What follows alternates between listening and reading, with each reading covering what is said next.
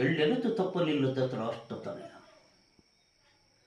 ನಟನೆಂದರೆ ನೀನೇ ನಟ, ನಟ ಸಾರ್ವಭೌಮ. ಈ ನಿನ್ನ ದಿಗ್ದರ್ಶಕನು ದೊಂಗುಬಡಿಸಿದೆ ನಿನ್ನ ಅಭಿನಯ ಚಾತುರ್ಯದಲ್ಲಿ. ಭೀಷ್ಮನನ್ನು ಕಂಡು ಕೇಳುವಳು ಭಾನುಮತಿ, ಬಿಚ್ಚಿ ಕೊಡುವಳು ಜಲಸ್ತಂಭರತ್ವನು ಸುಮತಿ. ದುರ್ಯೋಧನ, ಆಗ ನೀನು ಮರಣ ಮೀರಿ ಮೃತ್ಯುಂಜಯರಾಗುವೆ. ಎಳ್ಳಿನಷ್ಟು ಸಂಶಯವಿಲ್ಲ ಈ ನನ್ನ ಮಾತಿನಲ್ಲಿ. ದುರ್ಯೋಧನ, ನೀ ಮುಂದಾಗ ನಾವು ಬರುವೆ.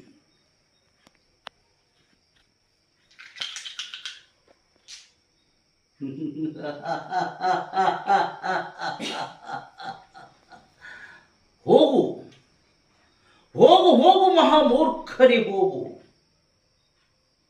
ನೀನು ಮೃತ್ಯುಂಜಯನೇ? ಅಲ್ಲಲ್ಲ, ನಿನ್ನ ಮೃತ್ಯುವಿಗೆ ನೀನೇ ಜಯ. ದುರ್ಯೋಧನ, ನಾನು ವರ್ತಿಸಿದ ಕುರುಕ್ಷೇತ್ರ ರಣಕುಂಡದಲ್ಲಿ ಕೊನೆಯ ಬಲಿಯಾಗಲುಳಿದ ಕೊನೆಯ ನರಗುರಿ ನೀರು. ಅದಕ್ಕೆ ಸಾಕ್ಷಿಯಾಗಲಿರುವುದು ಆ ನೆಲ ಮತ್ತು ವೈಶಂಪಾಯನ ಸರಸಿಪ್ಪಿಯ ಜಲ.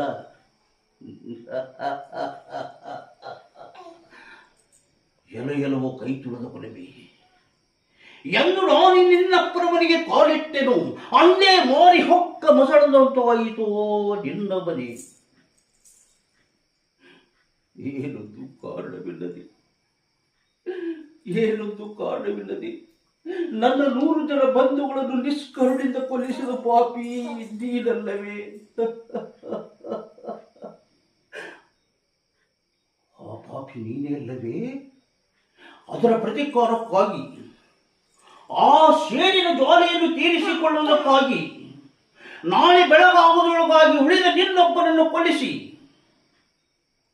ನನ್ನ ಬಂಧುಗಳಿಗೆ ತಿಲೋದಕವನ್ನು ನೀಡಿ ಪಿಂಡ ಪ್ರದಾನ ಮಾಡುವಿ. ಆಗ ಅಗಲಿದ ನನ್ನ ಬಂಧುಗಳ ಆತ್ಮಕ್ಕೂ ಮತ್ತು ನನ್ನ ಆತ್ಮಕ್ಕೂ ಶಾಂತಿ ಶಾಂತಿ ಶಾಂತಿ. ಮೊಸಳವಾಗುವ ನೆನ್ನಿದೇವಿ, ಮೋಹ ಮಮತೆಗಳನ್ನೆಲ್ಲ ಭಸ್ಮ ಮಾಡಿದಲ್ಲಿ, ಬ್ರಹ್ಮ ಕಪಾಲಕ್ಕೆ ರಕ್ತ ಕುಡಿಸಿದನಲ್ಲಿ, ಕುರುಕ್ಷೇತ್ರದಲ್ಲಿ ಲೆಕ್ಕವಿಲ್ಲದಷ್ಟು ನರರ ಶಾಪ ತಾಪಗಳ ಭಾರ ಹೊತ್ತು ಹಿಕ್ಕದಲ್ಲಿ ಕೊಕ್ಕಲೆ ನುಗ್ಗಿ ನಡೆದೆ ನನ್ನದೇ ಆದ ನನ್ನ ಮಾರ್ಗದಲ್ಲಿ.